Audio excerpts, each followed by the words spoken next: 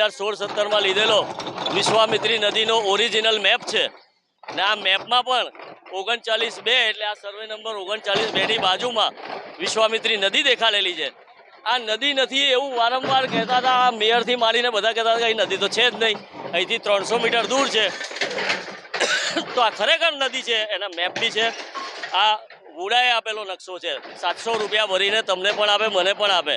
એમાં નદી લખેલી છે, દોરેલી છે. આ નદી દોરેલી છે. ઉપર પ્રતિબંધિત વિસ્તાર જે આ મકાન બનેલું છે એ પણ છે. 80,000 ફૂટ બાંધકામ નદીની જમીનનું એન્ક્રોચમેન્ટ કરેલું છે આ નદીની જમીનનું. અને 80,000 ફૂટ જમીન પણ નદીમાં ફિલિંગ કરી 20 ફૂટ ઊંચી લાવી દીધી અને પોતાનું બિલ્ડિંગ બને એવું ઊંચું બનાવી દીધેલું છે. એની માટીથી માંડીને તમામ વસ્તુ ખોદવાની થાય. અમારી જીતની શરૂઆત થતી એવું લાગે છે. માત્ર ક્લબ હાઉસ તોડીને જો રોકાઈ જશે તો અમારી 1% પણ જીત નથી કહેવાતી. કેમ કે અમને કોઈનું નુકસાન કરવાના ઈરાદે અમે નથી કરતા. અમે તો નદી ખુલ્લી કરવાના ઈરાદે આવ્યા છે કે નદી ખુલ્લી કરો અને વડોદરા શહેરના લોકોને પૂરથી બચાવો. મારે કંઈ એનું નુકસાન કરવું ને હું નુકસાન કરીને હું ખુશ કહું એવું નથી, કે નુકસાનીમાં ભાગીદાર થવું કે એના નફામાં ભાગીદાર થવું એવું નથી. મારે તો નદી ખુલ્લી કરવાની વાત છે. નદી ખુલ્લી કરે અને વડોદરા શહેરના લોકોને કાયમી પૂરથી બચાવે. જ્યારે આ દિવાલનો પહેલો પથ્થર મુકાયો 8 જાન્યુઆરી 2016 એઝ અ કાઉન્સિલર મેં પહેલો પત્ર કોર્પોરેશનમાં લખ્યો હતો. 5 કે 6 તારીખે ચાર્જ લીધો હતો અને 8મી તારીખે પત્ર લખ્યો હતો કે આ દિવાલ ગેરકાયદેસર છે ને આને દૂર કરવું જોઈએ ને આખો મોલમાં જે ભ્રષ્ટાચાર થયો છે આ પ્રોજેક્ટ રદ થવો જોઈએ. આજની તારીખમાં બી આઈ મેન્ટેન કે ફક્ત આ ક્લબ હાઉસ કે આ દિવાલ તોડવાથી વડોદરા શહેરનો પ્રોબ્લેમ સોલ્વ નહીં થાય. આ 1 લાખ ચોરસ ફૂટનું દબાણ તો છે જ, પણ જે રિસ્ટ્રિક્ટેડ ઝોનને ખોટી રીતે ભ્રષ્ટાચાર કરીને રાજકીય દબાણથી જે ઝોન ફેર કરીને બાંધ્યું છે આખું સ્ટ્રક્ચર જ ગેરકાયદેસર છે અને આખું સ્ટ્રક્ચર ડિમોલિશ થવું જોઈએ. ઇનફેક્ટ આ એકલું નહીં, વિશ્વામિત્રી નદીની આજુબાજુ રિસ્ટ્રિક્ટેડ ઝોનમાં જેટલા બી કન્સ્ટ્રક્શન થયા છે એ તમામ કન્સ્ટ્રક્શન ગેરકાયદેસર છે. એના પર સિટિંગ જજ દ્વારા ઇન્ક્વાયરી થાય.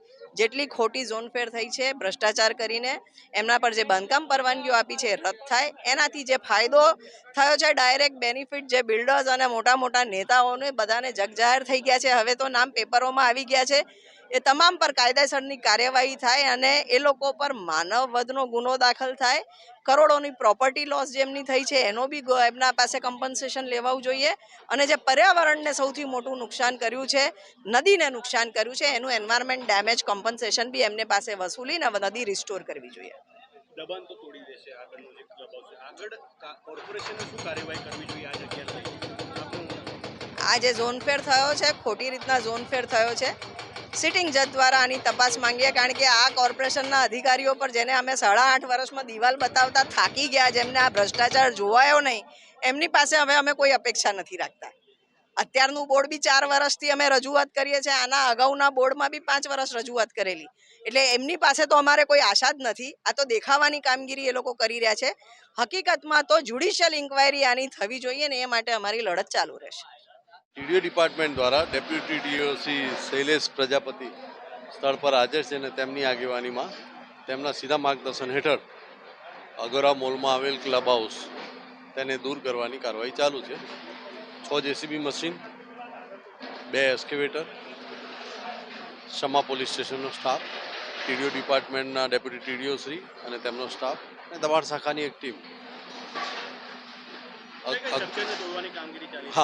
અગોરા મોલની અંદર આવેલ ક્લબ હાઉસ લગભગ